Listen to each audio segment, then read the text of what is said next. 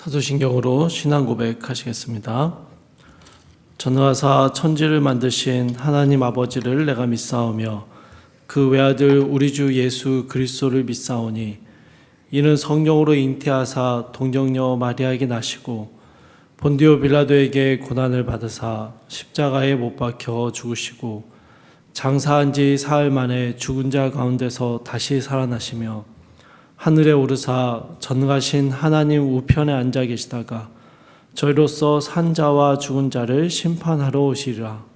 성령을 믿사오며 거룩한 공예와 성도가 서로 교통하는 것과 죄를 사하여 주시는 것과 몸이 다시 사는 것과 영원히 사는 것을 믿사옵나이다.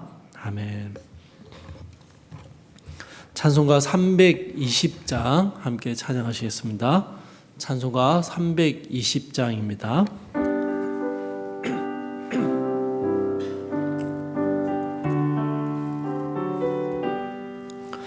나의 죄를 정케 하사 주의 일꾼 삼으신 구세주의 넓은 사랑 항상 찬송합니다.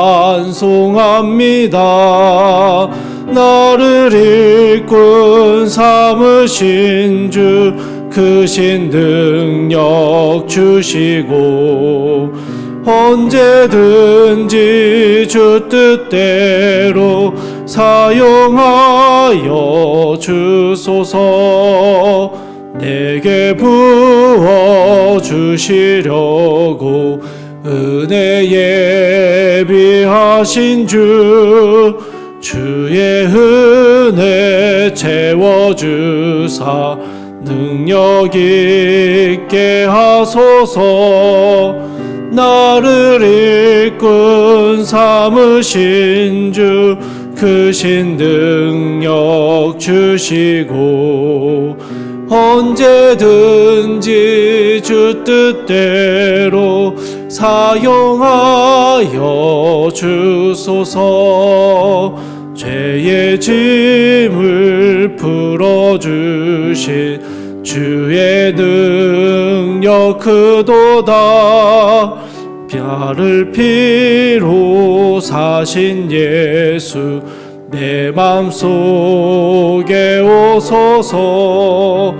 나를 일꾼 삼으신 주 크신 능력 주시고 언제든지 주 뜻대로 사용하여 주소서. 주여 내게 성령으로 충만하게 채우사 생명수가 강물처럼 흐르게 하옵소서. 나를 일꾼 삼으신 주 크신 능력 주시고 언제든지 주 뜻대로 사용하여 주소서. 아멘. 오늘 함께 보신 말씀은 마태복음 18장 21절에서 35절까지의 말씀입니다. 마태복음 18장 21절에서 35절까지의 말씀 제가 읽도록 하겠습니다. 그때 베드로가 나와 이르되 주여 형제가 내게 죄를 범하면 몇 번이나 용서하여 주리이까? 7번까지 하오리이까? 예수께서 이르시되 내게 이르노니 7번뿐 아니라 7번을 70번까지라도 할지니라. 그러므로 천국은 그 종들과 결산하려 하던 어떤 임금과 같으니 결산할 때에 10,000달란트 빚진 자 하나를 데려오매 갚을 것이 없는지라 주인이 명하여 그 몸과 아내와 자식들과 모든 소유를 다 팔아 갚게 하라 하니 그 종이 엎드려 절하며 이르되 내게 참으소서 다 갚으리이다 하거늘 그 종의 주인이 불쌍히 여겨 놓아 보내며 그 빚을 탕감하여 주었더니 그 종이 나가서 자기에게 100데나리온 빚진 동료 한 사람을 만나 붙들어 목을 잡고 이르되 빚을 갚으라 하매 그 동료가 엎드려 간구하여 이르되 나에게 참아 주소서 갚으리이다 하되 허락하지 아니하고 이에 가서 그가 빚을 갚도록 옥에 가두거늘 그 동료들이 그것을 보고 몹시 딱하게 여겨 주인에게 가서 그 일을 다 알리니 이에 주인이 그를 불러다가 말하되 악한 종아 내가 빌기에 내가 내 빚을 전부 탕감하여 주었거늘 내가 너를 불쌍히 여김과 같이 너도 내 동료를 불쌍히 여김이 마땅하지 아니하냐 하고 주인이 노하여 그 빚을 다 갚도록 그를 옥졸들에게 넘기니라. 너희가 각각 마음으로부터 형제를 용서하지 아니하면 나의 하늘 아버지께서도 너희에게 이와 같이 하시리라. 아멘. 어제 본문에서는요, 죄를 범한 형제에게 돌이킬 수 있는 기회를 주는 이 교회의 돌봄과 용서의 질서에 대한 말씀을 함께 묵상했었습니다. 그런데 그러면서 자연스럽게 우리 안에 생겨나는 질문이 하나 있습니다. 어느 정도나 또는 얼마나 용서해 주어야 하는가라는 질문입니다. 용서를 하는 데에도 한계가 있기 때문이죠. 형제가 내게 죄를 범하면 몇 번이나 용서해 주어야 합니까? 7번 정도 해야 합니까? 라는 21절에서 베드로가 예수님께 묻는 질문이 바로 이런 것입니다. 베드로는요, 7번 참았으면 많이 참은 것이고 이게 한계다라고 전제하며 묻고 있습니다. 우리 문화에서도요, 3-4번 혹은 참을 인이 3개면 이렇게 등등 이런 3번 정도 참으면 참 많이 참았다라는 인식이 있습니다.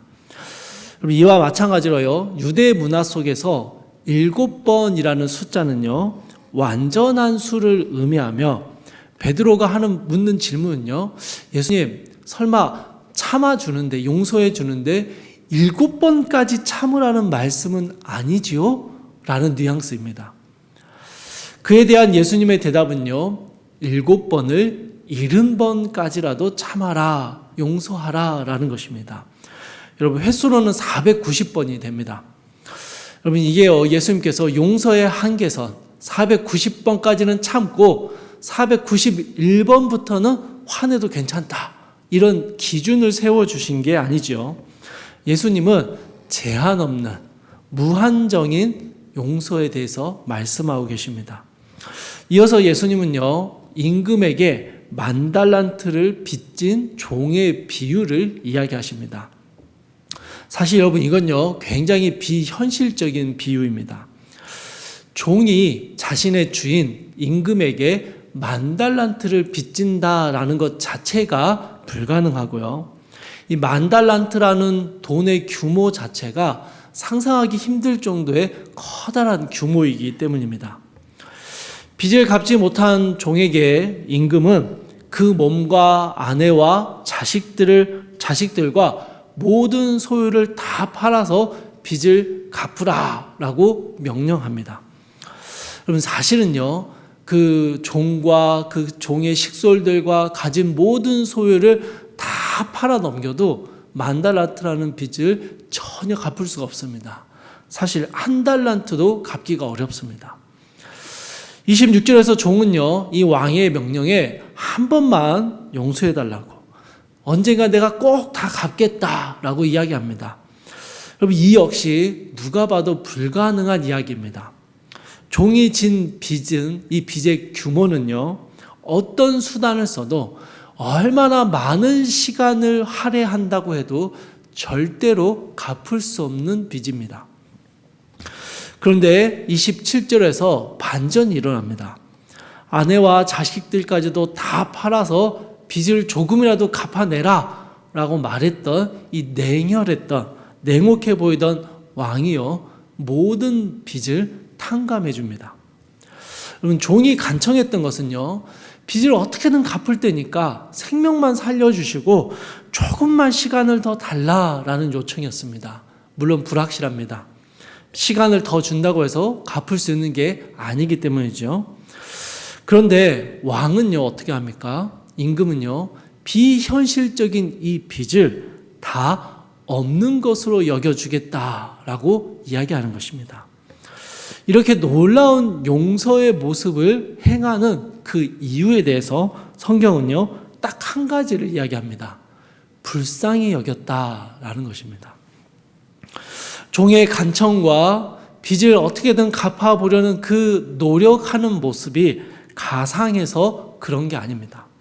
종의 인품이나 그간 종이 보여왔던 성실함 때문에 그 종의 그 모든 빚을 탕감해 주는 것도 아닙니다. 여러분, 저희는 뒷이야기 속에서요, 이 종이 얼마나 감사할 줄 모르며 아나무인적인 사람인지를 알 수 있습니다. 임금이 그 종을 향해서 악한 종이다라고 평가할 정도로 이 종은요, 자신의 그 연약함을 돌봐준 왕의 은혜에 감사할 줄 모르는 사람입니다. 그런데 주인은요, 이 종이 가지고 있는 감당하기 불가능한 모든 채무를 탕감해 줍니다. 왜냐하면요, 불쌍히 여겼기 때문입니다. 전적으로 주인이 가지고 있는 긍휼함 때문에 용서해 주는 것이죠. 사랑하는 성도 여러분, 오늘 본문의 말씀은요, 용서에 관한 주제를 담고 있습니다. 그런데 이 용서의 주제는요, 말이 쉽지 참 이야기하기 어렵습니다. 만달란트에 받을 빚이 있는 것처럼 도저히 용서할 수 없는 아픔과 고통이 있는 사람에게 그걸 용서하라라고 말하는 것은요, 굉장히 비현실적인 권면이 되기 때문입니다. 그래서 오늘 우리 주님께서는요, 어느 정도의 일까지는 용서할 수 있는지, 아니 용서를 받으려면 어떤 자세를 보여야 하는지에 대해서 말씀하지 않으십니다. 다만 우리가 어떤 용서와 긍휼을 받았었는지를 비유를 통해 말씀하시죠. 사랑하는 성도 여러분, 우리는요, 하나님을 향해서 도저히 해결할 수 없는 죄의 문제를 가지고 있었습니다. 죽으면 끝나는 정도가 아니었습니다. 육체의 죽음뿐만 아니라 영원한 죽음의 형벌의 문제였기 때문이죠. 그런 우리의 모든 죄의 대가를 하나님께서 어떻게 하셨습니까? 탕감하셨습니다. 왜입니까? 우리가 어떤 태도와 자격을 보여주었기 때문입니까? 우리가 후회했고 우리의 마음을 고쳐 먹었기 때문입니까? 아니죠, 여러분. 오직 한 가지의 이유입니다. 우리를 긍휼히 여기시는 하나님의 그 마음 때문입니다. 그 하나님의 은혜 때문에 우리는 주님으로부터 용서의 은혜를 누리게 되었습니다. 사랑하는 여러분, 우리가 먼저 용서받았고 우리가 먼저 하나님의 긍휼하심을 입었으니 우리도 다른 이들을 긍휼히 여기는 것이 마땅합니다. 여러분, 이게 성경의 이야기인 것 맞습니다. 그런데 여러분, 이게 당연한 거고 이게 성경의 가르침인 게 맞는데 실제로는 정말 어렵습니다. 작은 마음의 상처, 좀 속상했던 일, 조금 손해봤던 일, 그런 거는요, 용서할 수 있는 것 같습니다. 어렵지만 할 수 있습니다. 그런데요, 지독한 악의를 가지고 나에게 해코지했던 일, 그럼에도 여전히 반성하지 않는 일, 당한 나는 아프고 고통스러운데 행한 사람은 잘 먹고 잘 사는 것을 볼 때 그 사람을 용서하는 것이 여러분 가능하겠습니까? 베드로는요, 주님을 향해서 이런 용서의 기준과 한계에 대해서 질문했던 것입니다. 주님, 언제까지 우리가 용서할 수 있습니까? 언제까지 해야 합니까? 7번 정도 하고 나서는 화내도 괜찮은 거 아닙니까? 라고 질문한 것이죠. 그런데 주님의 대답은요, 너가 받았던 비현실적이고 비상식적인 용서의 은혜를 생각해 보라 라고 대답하십니다. 사랑하는 여러분, 우리가 받았던 십자가의 용서, 그 이해할 수 없는 사랑의 은혜를 깊이 묵상하는 것이죠. 그 은혜를 날마다 더 깊이 체험하고 감사하며 하나님의 긍휼하심을 더욱 선명하게 경험해 가는 것입니다. 우리는 용서의 한계와 기준을 하나님께 묻습니다.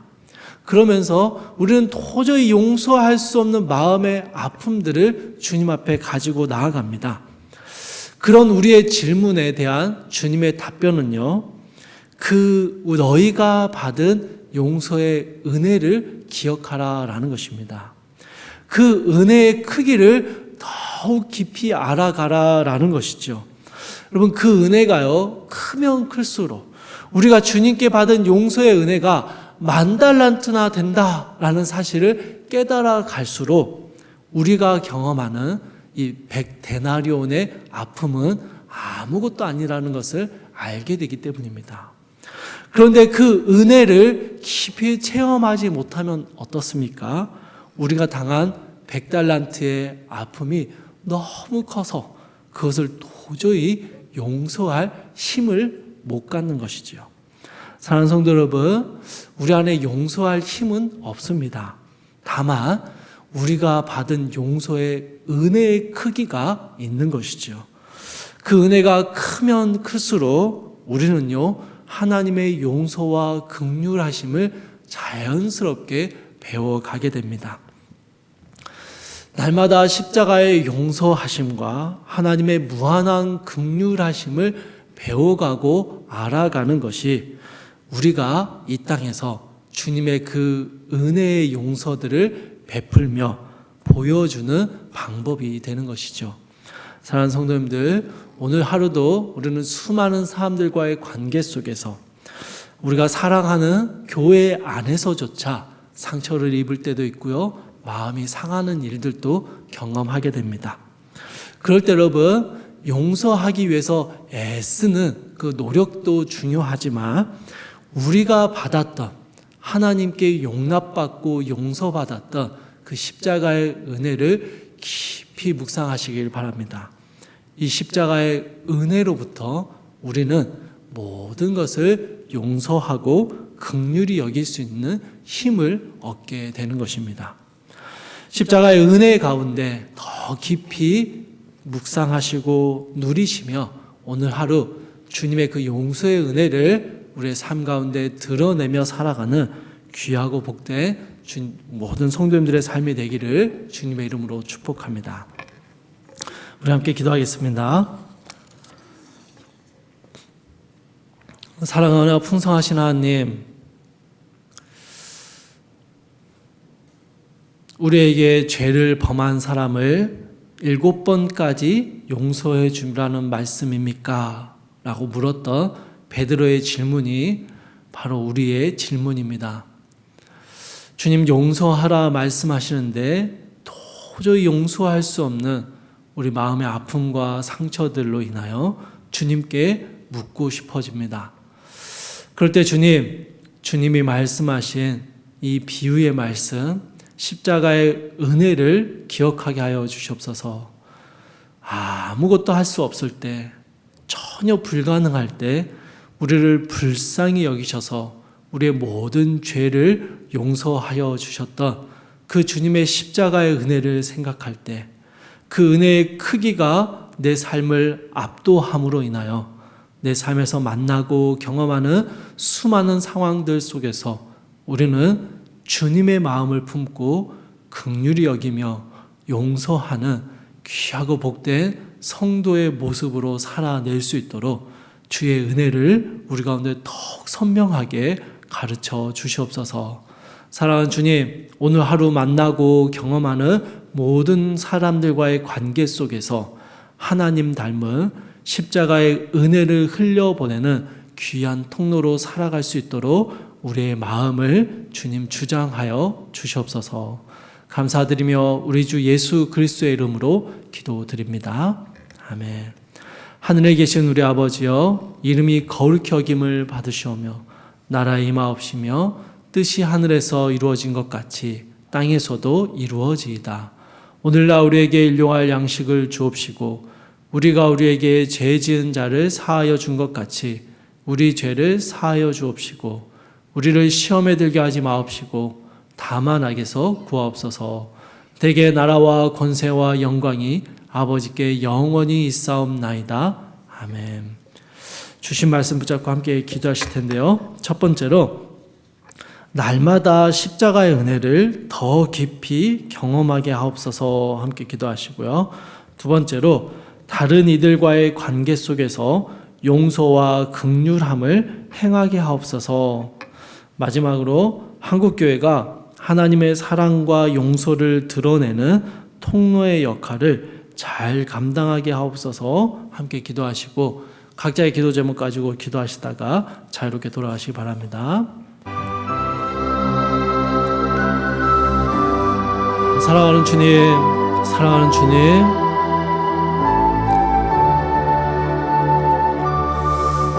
주님, 우리는 날마다 주님의 말씀을 듣고 기도하는 자리 가운데 나아가서 그 십자가의 크신 은혜를 더 깊이 경험하게 되기를 원합니다. 그 십자가의 은혜를 한번 인정하고 한번 감사하는 것으로 끝나는 것이 아니라 그 십자가의 용서의 은혜를 생각할 때 그 불가능해 보였던 그 이해할 수 없는 하나님의 사랑을 생각할 때 날마다 우리의 삶이 주님의 얼마나 놀라운 은혜 가운데 살아가는지를 기억하는 은혜를 허락하여 주시옵소서. 사랑하는 주님, 우리 받은 그 용서의 은혜를 생각할 때 오늘 우리가 만나는 수많은 사람들과의 관계 속에서 우리 역시 하나님의 마음으로 그들을 긍휼히 여기며 용서하며 하나님의 사랑을 증거하는 귀하고 복된 성도의 삶을 살아낼 수 있도록 주여 도와주시옵소서. 사랑하는 주님, 자녀들을 양육하면서 수없이 마음이 상하고 수없이 마음에 화가 일어날 때가 있습니다. 그럴 때마다 주님, 참으시되 끝까지 참아내 주셨던 인내 가운데 우리를 사랑으로 품어주셨던 하나님의 크신 용서와 용납의 사랑을 기억하게 하시고 그 사랑을 전하고 증거하는 주의 백성들 되게 하여 주시옵소서. 사랑하는 주님, 한국교회를 주님 붙잡아 주셔서 한국교회가 온 세상 가운데 이 하나님의 용서와 사랑의 은혜를 증거하는 통로가 되게 하여 주시옵소서. 교회가 어느덧 다툼과 분쟁의 대명사가 되어버렸습니다. 교회가 어느덧 조금도 다른 사람의 불의함들을 참아내 주지 못하는 하나님 분노의 대명사가 되어버렸습니다. 사랑하는 주님, 교회가 하나님의 사랑으로 모든 것을 넉넉히 담아내는 용납과 용서의 모습을 보여줄 수 있도록 한국교회를 주님 붙잡아 주시고 주님 주의 놀라우신 은혜로 이 교회를 회복시켜 주시옵소서.